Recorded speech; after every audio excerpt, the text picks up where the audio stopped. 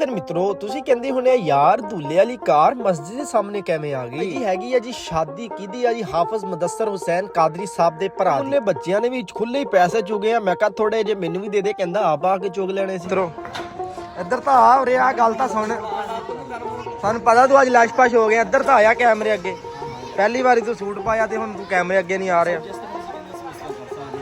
ਦੇਖਾਂ ਤੇ ਦੁੱਲਾ ਸਾਹਿਬ ਨਫਲ ਅਦਾ ਕਰਕੇ ਆ ਚੁੱਕੇ ਸੀ ਤੇ ਸਪੈਸ਼ਲ ਮਿੱਠਾ ਜਿਹਾ ਲਿਆ ਉਹਨਾਂ ਦਾ ਫਿਰ ਕਲੇ। ਭਾਈ ਮਿੱਤਰੋ ਯਾਰ ਯਕੀਨ ਕਰੋ ਅੱਜ ਮਾਸ਼ਾਅੱਲਾ ਬਹੁਤ ਹੀ ਜ਼ਿਆਦਾ ਪਿਆਰੇ ਲੱਗ ਰਹੇ ਭਾਈ ਜੀ। ਨਫਲ ਅਦਾ ਕਰਕੇ ਦੇਖਾਂ ਤੇ ਦੋਵੇਂ ਗੱਡੀਆਂ ਹੋ ਗਈਆਂ ਜੀ ਰਵਾਨਾ। ਮਿੱਤਰੋ ਮੈਂ ਵੀ ਕੁਵਾਰਾ ਸੀ ਯਾਰ, ਮੇਰੇ ਦਿਲ ਦੀਆਂ ਧੜਕਣਾਂ ਥੋੜੀ ਜਿਹੀਆਂ ਤੇਜ਼ ਹੋ ਗਈਆਂ। ਮੈਂ ਕਿਹਾ ਮੇਰਾ ਵਿਆਹ ਕਿਉਂ ਨਹੀਂ ਹੋਇਆ। ਕਹਿਣਾ ਚਾਹਾਂਗੇ ਵੀਰਾ ਵੀ ਯਾਰ ਦੱਸ ਡਾਕਟਰ ਤੇਰੀ ਵਜ੍ਹਾ ਨਾਲ ਮੈਨੂੰ ਬਲੂਜ਼ ਆਣੇ। ਉਹ ਡਾਕਟਰ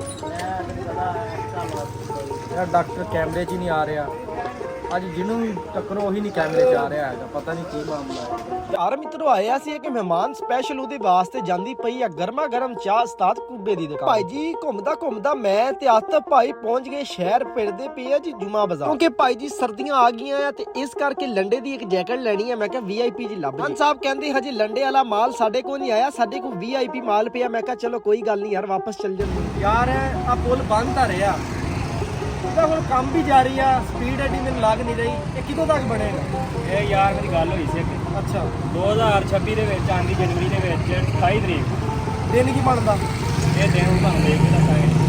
ਮੈਨੂੰ ਲੱਗਦਾ ਜੁਮੇ ਦਾ ਹੀ ਦਿਨ ਬਣਦਾ। 28 ਜਨਵਰੀ 2026 ਇਹ ਪੁਲ ਇਨਸ਼ਾਅੱਲਾ ਤਿਆਰ ਹੋਏਗਾ ਤੇ 29 ਜਨਵਰੀ ਨੂੰ ਇਹਦੀ ਜਿਹੜਾ ਸੁਭਾਅ ਹੋਏਗਾ। ਟੇਕਾਂ ਚੱਲਣਗੀਆਂ ਪੁਲ ਚੱਲਣਗੇ ਇਨਸ਼ਾਅੱਲਾ। ਲਓ ਜੀ ਦੱਸਤਾ ਤੁਹਾਨੂੰ, ਉਦੋਂ ਆਣਾ ਤੁਸੀਂ ਤੇ ਟੇਕਾਂ ਖੁੱਲਿਆ ਛੱਡ ਦੋ ਥੱਲੇ ਇਨਸ਼ਾਅੱਲਾ ਆ ਜਿਓ ਤੁਸੀਂ।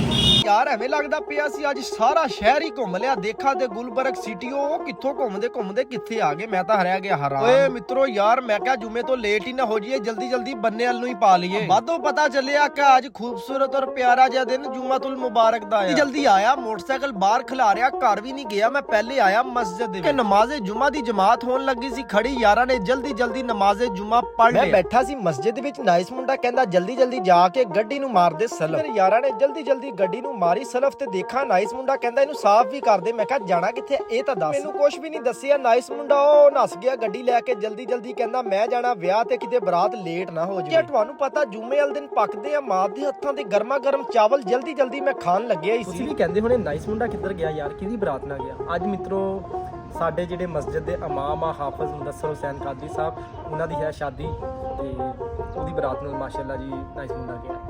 ਅਵਲ ਖਾਨ ਲੱਗਿਆ ਥੱਲੋਂ, ਜਿਵੇਂ ਮੈਨੂੰ ਆਵਾਜ਼ ਆਈ ਕਿ ਹਾਫਿਜ਼ ਸਾਹਿਬ ਨਫਲ ਅਦਾ ਕਰਨੇ ਵਾਸਤੇ ਆਏ। ਮੈਂ ਨਸਿਆ ਜਲਦੀ ਭਾਈ ਜੀ। ਮੈਂ ਕਿਹਾ ਹਾਫਿਜ਼ ਸਾਹਿਬ ਦਾ ਮਿੱਠਾ ਜਿਹਾ ਕਲਿੱਪ ਤਾਂ ਯਾਰ ਬਣਦਾ ਆ। ਨਫਲ ਅਦਾ ਕਰ ਲਏ ਸੀ, ਹੁਣ ਮੱਠੀ ਜੀ ਆਵਾਜ਼ ਦੇ ਨਾਲ ਬਹਿਣ ਲੱਗਿਆ ਗੱਡੀ। ਸਾਹਿਬ ਮਾਸ਼ਾਅੱਲਾ ਬਹੁਤ ਹੀ ਜ਼ਿਆਦਾ ਪਿਆਰੇ ਲੱਗ ਰਹੇ ਸੀ। ਅੱਲਾਹ ਪਾਕ ਹਾਫਿਜ਼ ਸਾਹਿਬ ਨੂੰ ਖੁਸ਼ ਰੱਖੇ। ਅੱਛਾ ਲੱਗਿਆ ਜਾਂ ਨਹੀਂ ਲੱਗਿਆ ਯਾਰ, ਮਿਹਨਤ ਤਾਂ ਲੱਗਦੀ ਹੈ ਨਾ ਬਣਾਉਣ ਦੇ ਵਿੱਚ। ਤੁਹਾਡੀ ਮਰਜ਼ੀ ਆ ਯਾਰ, ਫੇਸਬੁੱਕ ਆ ਲਿਓ ਯਾਰ, ਇੰਨੇ ਵਿਊਜ਼ ਆਉਂਦੇ ਆ ਮੇਰੇ ਫੇਸਬੁੱਕ ਤੇ। YouTube ਨੂੰ ਵੀ ਸਬਸਕ੍ਰਾਈਬ ਕਰ ਦਿਓ ਯਾਰ, ਭਰਾ ਦਾ ਵੀ ਥੋੜਾ ਜਿਹਾ ਭਲਾ ਹੋ ਜਾਏਗਾ। ਮਿੱਠਾ ਵਲੌਗ 28 ਸਰਚ ਕਰੋ, ਜਲਦੀ ਜਾ ਕੇ ਤੇ ਯਾਰ ਸਬਸਕ੍ਰਾਈਬ ਕਰ ਦਿਓ। ਮਿਹਨਤ ਇੰਨੀ ਲੱਗਦੀ ਆ ਯਾਰ, ਮਰਜ਼ੀ ਹੈ ਬਾਕੀ ਤੁਹਾਡੀ। ਚਲੋ ਫਿਰ ਆਪਣਾ ਖਿਆਲ ਰੱਖਿਓ, ਨਮਾਜ਼ ਕਾਇਮ ਕਰਿਓ। ਪਾਕਿਸਤਾਨ ਜ਼ਿੰਦਾਬਾਦ।